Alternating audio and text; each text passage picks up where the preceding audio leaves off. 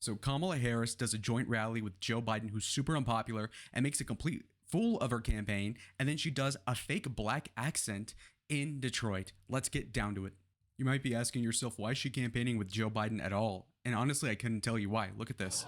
I mean, this is liable to happen. Whenever you bring Joe out in public and there's little kids around, this sort of stuff is bound to happen. Again, is it beating the allegations and not even close? And, you know, to really have him on the stage is really a really weird dilemma to have. Today, I'm going to bring you all the greatest hits of the Biden-Kamala rally. Let's get right into it. Casey's been a great friend. His dad was a great friend as well.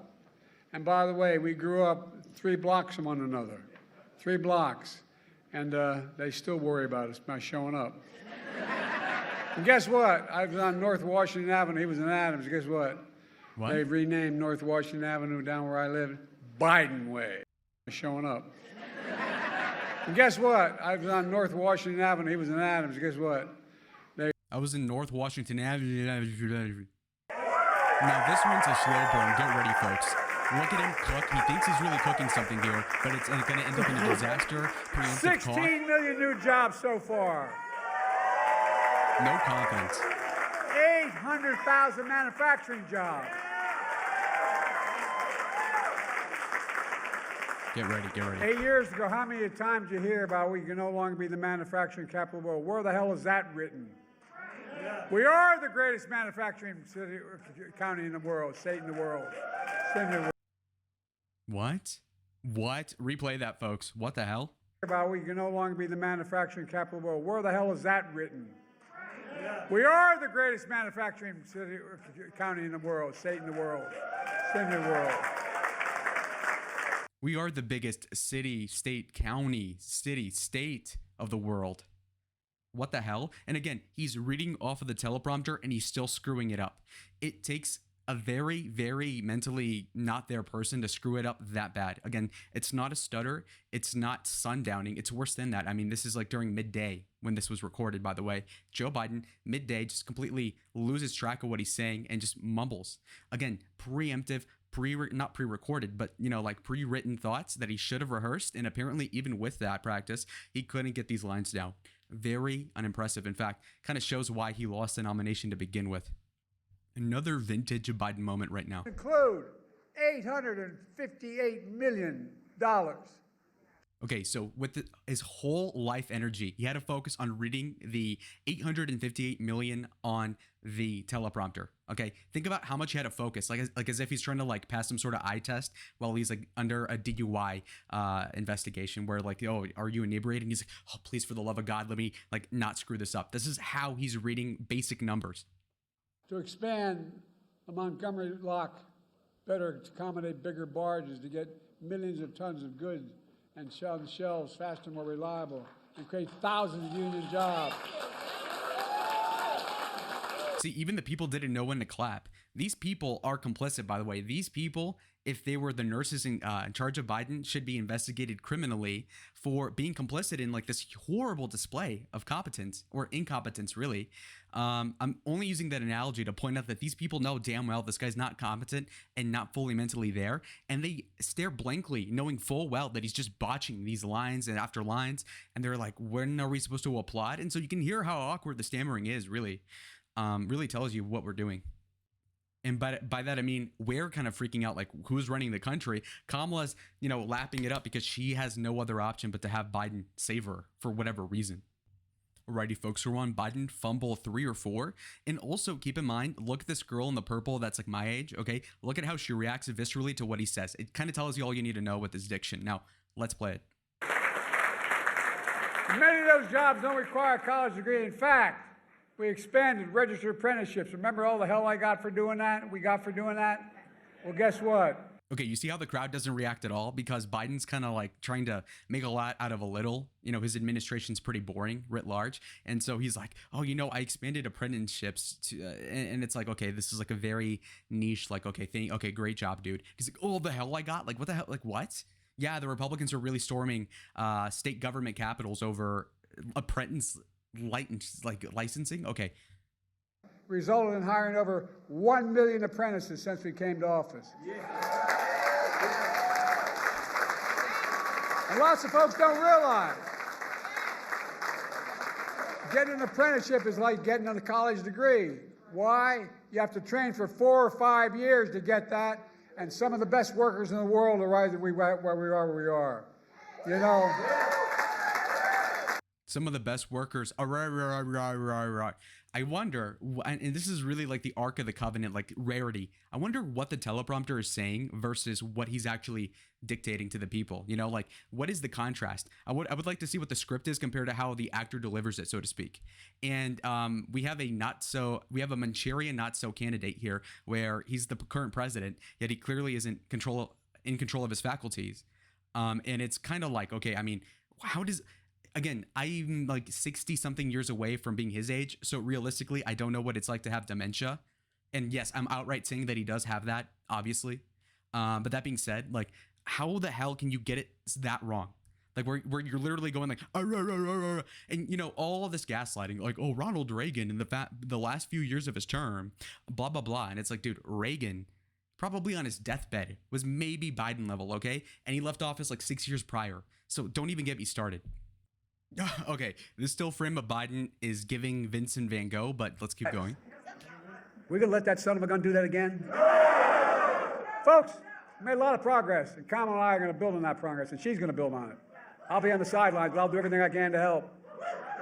That's a horrible line. That's a campaign sinker, low-key. Now, I know the media is not going to cover that largely, but I will implore people in the middle in this election to understand that you probably were not going to vote for Biden against Trump, but that you're considering voting for Kamala against Trump. And I just got to ask you this. Joe Biden is outright just saying like, hey, I'm going to help Kamala. You know, Kamala is like, oh, I'm going to take all this credit for whatever happened the past 3 or 4 years. And Kamala is also going to get that credit. Well, where does the blame come in? Which brings another topic. Joe Biden's disapproval rating right now is relatively pretty good, actually, but he's still down -13. So he's down like -5 compared to Trump, not number one. But two, think about that. He's tying himself even further to Kamala. This is a very bad move.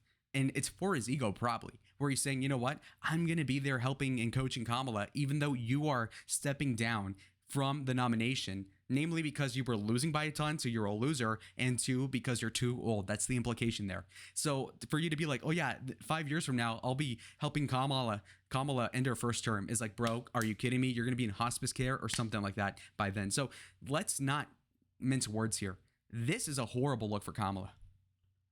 Look, I'm not joking when I say, this is not a joke. When I said this when I ran in 2020, a lot of people didn't believe me. You did, but didn't believe me. It's all at risk because of Donald Trump. What?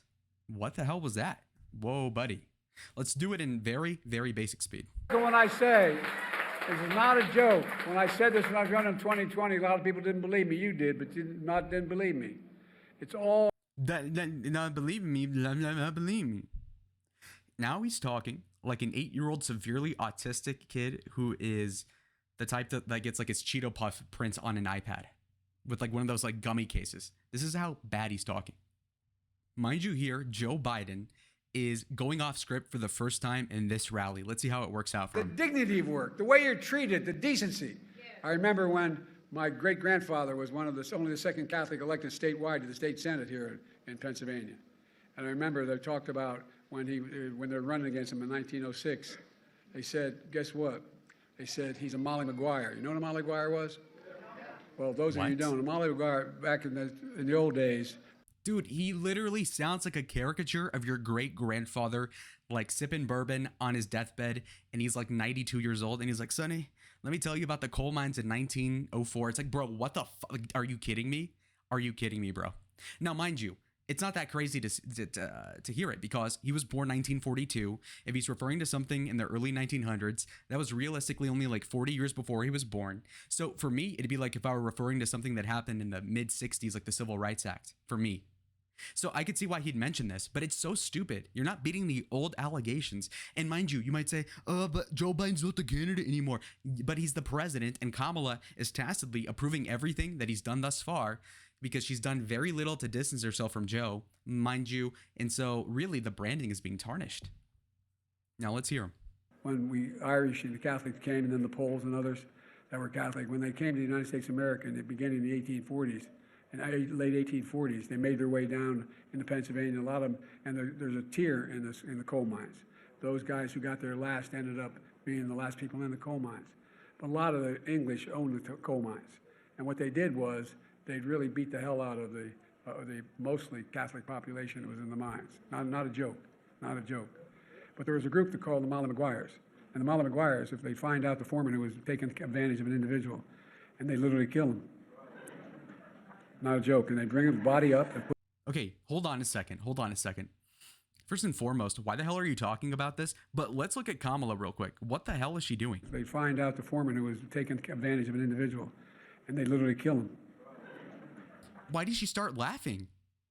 Joe Biden's talking about a guy being murdered because he's like not treating the workers good enough, which is still not reason to fucking kill somebody. Sorry for the cursing. We're over 10 minutes in. Like the video if you like the cursing. But seriously though, what the hell? What the optics, by the way, this whole narrative of like, oh, Trump's such a scumbag. He doesn't care about the worker. Meanwhile, Kamala, and they call her Comrade Kamala, laughing at some fucking guy working a mine or bossing the guys in the mine around being killed. Like, dude, what kind of like chip on your shoulder do you have? As if Kamala really went through hardship relative to like the union workers she's trying to represent, right? I mean, she literally lied about working at McDonald's, which I would never even claim to rep if it were me. Oh, I worked at McDonald's. Like, dude, it's a skill issue at that point. But she's even lying about doing that because her life was that easy. Are you kidding me? Not a joke. And they bring his body up and put him on the doorstep of his family. Why is Kamala laughing at this, dude? What the, like, seriously? Look at how disturbed this white lady is. Look at how, like, like this expression by this college age girl. Look at like this face right here. Look at all the faces. They're like, what the fuck? Like, what am I listening to? But look at Kamala. She's like, either she's such a fake person that she's just going to unconditionally laugh at what Joe says, which makes her an idiot and a lackey and a patsy, really, for the Democrat establishment. But moreover, I think that she is actually like mentally kind of off. Like she's kind of sick in the head. Like she could visualize this like union buster or whatever being freaking killed by a bunch of Irishmen. And she'd be like, oh, that's so funny. I'm a socialist. Like, dude, you're sick. You're sick, bro. Kind of crude. But I got to admit, they accused my great-grandfather of being a model where he wasn't. But we were so damn disappointed. That's a joke. That's a joke. Look, it's about the dignity of work. It's about how you're treated. You know how bad of a look this is when you really look into the psychology behind this? Think about it. It's so Joe Biden saying like, oh, I'm pro-union. And in fact, I have some like story from over 100 years ago that like my great relative was accused of killing some innocent like bitchy boss. And the joke is actually that we wish he would have murdered that guy because we hate the rich people. And then the people laugh because he says it's a joke. But there's truth behind most humor, obviously, hence why it's funny in the first place as it's connected to reality. But to be true and honest, he is obviously implying to something worse than what he's saying on paper. But to make it even more sinister, the people here, imagine if you were to flip it, okay? Now, follow me. Imagine if Donald Trump brought up a story about like how his great uncle in the 1800s was alleged of killing an illegal alien, and like just innocently, like, oh, we just killed Juan the gardener, and then Trump's like, oh, so did you kill him? And he's like, no, and they're like, oh, and we were disappointed. I mean, I'm just kidding. We weren't disappointed. He murdered an innocent illegal alien. That's the same logic here. Like, dude, you're actually sick in the head, bro. Like, you imply that you want violence against these people that bust the unions or whatever, work the coal mines and boss those people around. It's weird. And when I met with the IBW, and I started off this last campaign first, I said, there's two things I'm asking of me. And I said, two things I'm asking of you. One, you got to open up your unions to more women. So that was that part. But notice that this is going to be the only section where he actually just looks straight at the American people and not the two teleprompters. Let's get right back to the teleprompters. I know her. I trust her. Not a joke. I trust her. Number two, the first decision I made, the nominee in 2020, was selecting her as my vice president. And by the way, it was the single best decision I made as president of the United States of America. I was watching something sent to me when they asked Barack. They said, Barack picked me as. This body language is really bad. Again, for somebody like Kamala, who's known to please older men to kind of stay politically relevant, she's not doing a great job of acting, okay? Joe is a very touchy person, and that definitely leans into the suspect kind of like if he were 50 years younger, he'd be on To Catch a Predator 20 years ago. But Alas, he is, Anyway, the point is like, if you're trying to, again, Joe's a touchy person, so he wants you to be hugging and, oh, you're my vice president, I love you, sweetie. He's like 20 years older than her, but she's like distant. It's like, bro, like, can you pretend to like him at least? He's vice president because he knew I could be president. I know she'll be a good president. I know it. Again, Joe Biden has a negative 13% disapproval rating. So for him to say you're going to do great as president is like if George Bush went to McCain and is like, I think you're going to do exactly what I like. It's like, okay, well, that's not actually a good look. I've watched it when all the experts, foreign and domestic policy, would get us advice. Then we sit alone in a room, and she has a backbone like a ramrod. And she has a moral compass of a saint. This woman knows what she's doing. Are you fucking kidding me? Sorry, again, for the cursing. Uncharacteristic on the channel, huh? Anyway, morality of a saint? Are you kidding me? Imagine if Trump said that about Mike Pence in 2016. That would have been the closest thing to where, like, okay, yeah, Mike Pence, okay, he's a very Christian guy. But even then, it's like, dude, this is so, like, cringe, bro, really? Morality of a saint. Kamala Harris. Let's not even go into the Willie Brown stuff. Let's not look into all this other crap she's done. Right? Morality of a saint. I mean, honestly, that ought to be an ad, and it probably will. Team Trump, hello. Free idea, by the way. Don't need to pay me right now, but look at that. What the fuck? Are you kidding me? Morality of a saint. I promise you, if you elect Kamala Harris as president, it'll be the best decision you will have ever made. The best? This is it? And Kamala believes as I do. The unions are the spine of this economy. She'll be a historic pro-union president. So, folks, we got one more job to do together. Let me ask you, are you ready to fight? Yeah! Are you ready to win? Yeah! Are you ready to elect Kamala Harris our next president of the United States? Oh, he's risen up. He's risen. Oh. And in the process, are you ready to make Donald Trump a loser again? I've never been more optimistic about America. We have to remember who we are. We're the United States of America. There's nothing, I mean this from the bottom of my heart, there's nothing beyond our capacity. Nothing. When we do it together. And that means elect my friend, our great Vice President, President of the United States, Kamala Harris. Okay, the ending. Let's elect our great president, our president, Kamala Harris. Okay, first and foremost, Freudian slip. No, I don't think he's even smart enough to hold two streams of thought, even a subconscious streak. So, doubt it was a Freudian thing. But he's so out of it that he's saying President Harris.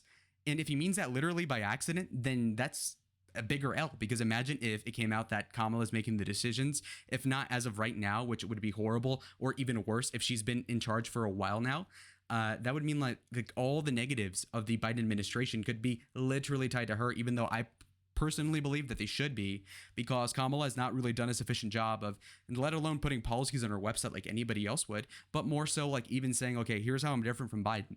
What she's basically doing is like, okay, Biden plus like some things that are politically advantageous, but no backbone to anything. But let's get on to the, also to be fair to Joe, and we might end up missing him if Kamala ends up winning the election, because Joe, he kisses Kamala awkwardly, he's got to get his, he's risen up, but listen, he actually kind of goes back. He could have left, but he comes back and says like, oh, we're fighting for America. That shows that he has more passion in rallying in Pittsburgh than does actually Kamala Harris. Think about that. The 81-year-old man who's too old to run for president, in all honesty, still has more of a passion, still has more of a human personality and personability to him, that he's actually better at doing this than Kamala, despite all the fuck-ups. It's true. Okay, Kamala is just doubling down on some of the worst attributes of the campaign thus far. Let's see. Because, of course, that's the nature of who we are as Americans. We have dreams. We can see what is possible unburdened by what has been. We have aspirations. We have ambitions. And I'm burdened, but again, what a stupid thing to say. This like common catchphrase she does. And she thinks it's like landing, but it's not. Like, I think it's funny because it's so stupid that it's actually like a troll almost. And what's so bad about her quote is that people that are trying to mock her for it, like me, can't even recite it. It's like the context unburdened by what has been or something. It's like, what the, with Trump, it's like, make America great again. You can't screw that up. Hers, it's like, what the? Okay, this is a screw up that I didn't even catch when I was like trying to prepare the video. This is so bad, you won't even believe it. You would have thought Joe was saying this. Okay, jeez. so, friends, 64 days until the most election of our lives. The most election of our lives. the most election of our lives. Again, it's supposed to be the most important election of our lives, not the most election of life. Dude, I'm sorry. What the fuck? Oh my God, dude. Really? So, friends, 64 days until the most election of our lives, and probably one of the most important in the life of our nation. Truly. Bruh. I just can't even fathom it, dude. This person could legitimately be the president in a few months. What the fuck? Are you kidding me, bro? This is so ugly. Alrighty, folks, here we are to the Detroit rally by Kamala Harris, where she does, basically she jives up her diction. That's like the best way to put it. She just simply just acts more black than she does in front of everybody else. Really weird, but okay. Everywhere I go, I tell people, look, you may not be a union member. You better thank a union member. You better thank. When else has she ever said you better? You say you better. Again, she wasn't raised around black people. You might think that's like crazy to say because I'm Mexican, but it's true. She, in fact, was raised by an Indian mother, immigrant, okay, in Berkeley, California, in the San Francisco Bay Area, basically. And she lived in Montreal from the age of 12 to 18, Canada, by the way. And she went to an HCBU or whatever, HBCU, but that's about as black as she ever got. In fact, her father even denounced her usage of the Jamaican heritage because she's mocking it, okay? So it's kind of like if I were half white on my dad's side and then Mexican on my mom's side, was raised basically only by my mom, learned Spanish and everything, looked like the way I do. And then beyond that, then all of a sudden, opportunistically, I'm like, oh yeah, in Texas, man, I'm a fucking cowboy. It's like, dude, you're a Mexican. Like realistic, like, well, I'm half. It's like, okay, but how were you raised though? That's what matters, obviously. For the 5-day work week, you better thank a union member for sick leave. You better thank a union member for paid leave. You better thank a union member for vacation time.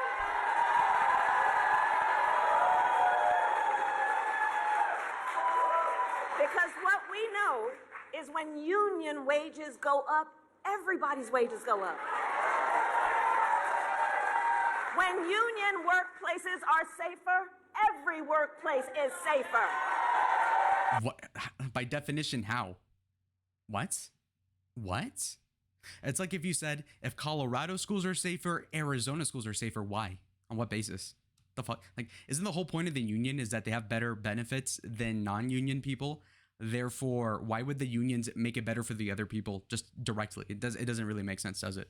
Okay, here we have Kamala's failed attempt at attacking Trump. Fear-mongering over what would happen if Donald becomes the next president. Let's see. Donald Trump were reelected, he intends to give tax cuts to billionaires and big corporations. He intends to cut Social Security and Medicare. Okay, two things. First and foremost, if he's cutting taxes for the rich, he's going to cut it for the middle class like he did last time. And also, where did he promise he'd only cut taxes for the rich? Secondly, when it comes down to cutting Social Security and Medicare, he distinctly ran to the left of the rest of the primary field in 2016 by saying he wouldn't even touch them. To say he's cutting them is on what basis exactly? They're just making stuff up. And now, obviously, to the Democrats in the audience, they're like, "Oh wow, what the hell? He's going to cut my benefits." It's like, dude, first and foremost, we're in a ton of debt. But second of all, it's very clear that Trump didn't cut those benefits or entitlements while he was president. So to say this really just dilutes everything else you say, because anybody with any discernment will say, well, I mean, if you're lying about this detail, you're probably not going to be taken at face value going forward, Kamala. But anyway. He wants to impose what in effect is a national sales tax on everyday products and basic necessities that will cost, and economists have said this, that will cost a typical American family almost $4,000 a year. Now keep in mind this, right? Donald Trump has proposed a tariff of, 10% or something on a lot of different countries, theoretically, and namely China. Now, here's the thing. That is not a national sales tax. It's a rhetoric sort of spin that is very facetious by Democrats, namely the speechwriters for Kamala. I doubt she ever came up with the term sales tax. What she would be referring to literally in this case, if she were honest, were like a VAT tax, value-added tax. That's European sort of economics, where they just tax things for the sake of them existing. Like, okay, we're going to lobby a 10% tax on everything. So, 10% up sunglasses and grocery items and whatever. That's not what Trump's proposing. He's saying we're going to tax things from China, to tax things, let's say, from India or whatever. That's different from taxing people directly, obviously. So it's a facetious way for her to name it. And also, tariffs are supposed to, at least in theory, have the income be brought back to the government, which trickles down, according to the liberals, to the people. But namely, also, it has the benefit of protecting industry here. Hence why it's Labor Day and you're in Detroit because you care about the auto industry. Okay, so how else do you protect them aside from cutting corporate taxes, which Trump did? Which is helping industry stay in America and repatriate the ones that left, and also putting taxes on other countries so that they're not as incentivized to produce stuff over there versus here. But she's lying to you saying, oh, it's a fucking sales tax. Okay. And now she's even saying this. Oh, it's going to cost the average family $4,000 a year. Number one, doubt. Number two, the Trump tariff on China, for instance, cost the average American a very small fraction of their income because we made a ton of the income back through the tariffs, obviously. And so you could argue the efficiency of that, and there's plenty of good debate to have. But the way that she's framing the argument is completely facetious, and people need to know it. He wants to repeal the Affordable Care Act and take us back to a time in our country which most of us remember when insurance companies, you remember, had the power to deny people coverage based on a pre-existing condition. Remember that? That's just asinine. That is so asinine. That was never, no. Trump said repeal Obamacare, as in get rid of the parts that he didn't like. Namely, the, I would say unconstitutional tax basically levied by the government towards American citizens that did not want to pay into the healthcare system provided by the government or whatever. Okay, so Trump's repeal of Obamacare is just getting rid of the parts that most Americans agree are bad, but keeping the parts that are popular. Hence why when they tried to pass the skinny repeal and McCain screwed Trump over on that vote about 8 years ago, that was a skinny repeal. It wasn't a full repeal, guys. You see? So this is another lie. Deny people, children who had asthma, a survivor of breast cancer, a grandparent with diabetes? Look, America has tried those failed policies before, and they are failed policies. And we are not going back. We are not going back. We are not going back is not a good way to hedge your campaign. The Democrats are underwater on the following issues, just off of the top of my head. The economy, specifically inflation. Unemployment is going up. In fact, 800,000 jobs were fluff, according to the Labor Department. Just literally, they overestimated the amount of jobs in the past year by 800,000, I believe, which is to say that's a crap ton, okay? So not only is the unemployment worse than what it was under Trump in 2019, but that number in and of itself is a lie too. So it's even worse than what they're saying on paper. And then also the issues of crime. When you come to immigration, namely, there's a ton of things they're losing on. And so to say we're not going back to Trump, actually, I think most Americans in a vague sense want to go back. In fact, only 36% of Americans right now are saying we're going in a positive direction. Kamala is saying we're not going back to a better time. Horrible, horrible politics here. So those were the important parts of the two Kamala rallies that happened earlier today. Again, that was Pittsburgh with Biden, and then a solo one that was pretty contrived in Detroit, Michigan. And also to provide receipts as to why her Ebonics accent is really, again, contrived, is look at this. Kamala Harris's estranged dad owns a home just a mile away from the White House. So why has he never gone to visit? Think about that. You're in office for over 3 years as the vice president, and your dad that's supposed to love you is supposed to visit you at least once, right? Didn't even show up once. And this was a few days ago. So still hasn't even showed up. Your daughter's running for president. You won't even visit her. Why? Estranged. Again, I'm going to talk in an Ebonics accent or whatever. And your estranged dad was black, right? So what is this then? How the hell did you pick up the lingo or whatever? Oh, well, you went to college for 4 years. So basically, she's lived about 60 years, and then 4 out of the 60 in college, she was around other black people, and just so happens to talk that way only around other black people. What a chameleon. I mean, this is literally like when Drake was trying to do like the whole Jamaican patois thing, okay? So if you want to be the Drake of racial zeitgeist, then go ahead and be my guest, but that's probably not what you want to be, Kamala. 30-second elevator pitch. Kamala Harris has uniquely fumbled all of the countless millions of dollars that have been rained onto her ever since Joe Biden dropped out. She has failed to capitalize on any sort of perceived momentum. The honeymoon is certainly over. Her interview and the rallies in the past week have been horrible, and it's pretty plain to see that Trump is likely to win at this point. Like the video and subscribe if you haven't yet. And guess what? More videos coming down the pike every single day, basically. And we'll see y'all. Adios.